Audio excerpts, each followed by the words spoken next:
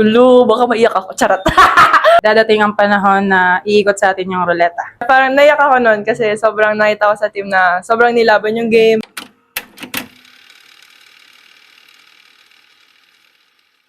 Favorite moment mo ng on-tour?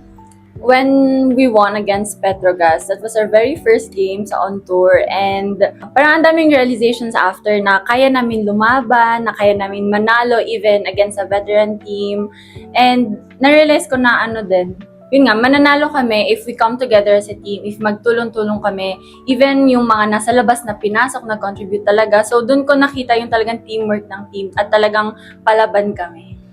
When Leanne won POG twice in a row. So I guess second game, end of second game. It's really encouraging as an athlete to see the young ones really improve and step up in their roles. My favorite moment nung on tour, siguro yung second game namin against Chocomucho. Kasi, yun nga, parang naiyak ako noon kasi sobrang nakita ko sa team na sobrang nilaban yung game. Everyone really work hard talaga na makuha namin yung panalo na yun. Siguro yung favorite moment ko is nung nasa Cebu kami. Which is, kasi nung nasa Cebu kami, nagkasakit ako. Siguro na-overcome ko yung weakness ko. Tapos, syempre, nung nanalo kami sa Farm Fresh, which, yun yung naging tulay namin para sa quarterfinals. Of course, yung nanood si Donnie Pangilina ng game namin. Double win kasi nanalo kami and nanood si Donnie. So that's my favorite moment ng PVL on tour. Siguro yung nanalo kami sa Batangas. Kasi doon nag-start lahat eh. Doon namin nakita na wow, kaya pala namin makipagsabayan sa kanila. So also yung mga times na after ng game, hina-humble down kami ni Coach Ettore. Kasi winning is, alam naman nating lahat, it's not the trademark of Next Level before. So Coach Ettore is really finding a way to humble us down kasi nga mamaya hindi naman natin maiwasan lumaki yung ulo ng iba kasi nga wow, nananalo na kami. So yeah. Biggest takeaway? Kahit second lang. Hulo, baka maiyak ako. Charot.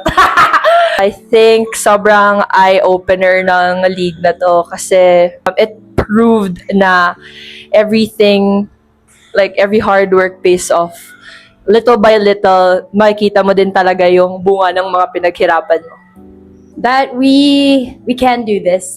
We had a lot of, I guess, over the past years, a lot of moments of growth. It's up and down. Those are lessons. But I think how we performed this conference really just showed us like we can do this and we have so much more to give. Siguro sobrang proud lang ako sa teammates ko and sa coaches ko na nakapasok kami sa quarterfinals and yun, napagtrabahuhan namin to this season. Yan. Biggest takeaway ko siguro we learned to move on. Kasi after the quarterfinals, nag-train agad kami. So parang hindi ko nakita sa team and ako din sa sarili ko na na-down kami. Parang dire-diretso lang yung training namin regardless kung hindi namin nakamit yung goal namin for the season. Yeah. Move on. Siguro yung biggest takeaway ko dito sa first league ko sa PVL, siguro just really do your best. Give your 110% every game. Kasi every time naman na mabigay mo yun, parang dadating na lang yung panalo sa team na yun eh. Yung kailangan pa ng growth pa and siguro experience pa and enjoy yung every moment, every game. Kailangan i-enjoy and ibigay yung best. And siguro ganun din yung parang gagawin ko or gagawin namin for the next conference. Ang biggest takeaway ko po this conference is, ayun nga, isa siyang malaking revelation sa amin, sa buong team na may kaya pala namin gawin yun and may mas ibubuga pa kami. And masasabi ko lang is, patuloy lang kami magtiwala sa coaches, kay Coach Ettore and sa isa't isa, sa mga teammates namin and ates. Biggest takeaway ko, kahit anong challenge na ma-encounter natin, parang continue na mag-show up pa din kasi dadating ang panahon na iikot sa atin yung ruleta. Siguro more of believe in yourself. Kasi walang nag-expect na aabot kami dito eh. So, kami naniwala sa sarili namin na yung first game nanalo kami, kaya pala talaga namin. So, yun lang talaga na maniwala sa kapasidad na meron yung team at meron ka.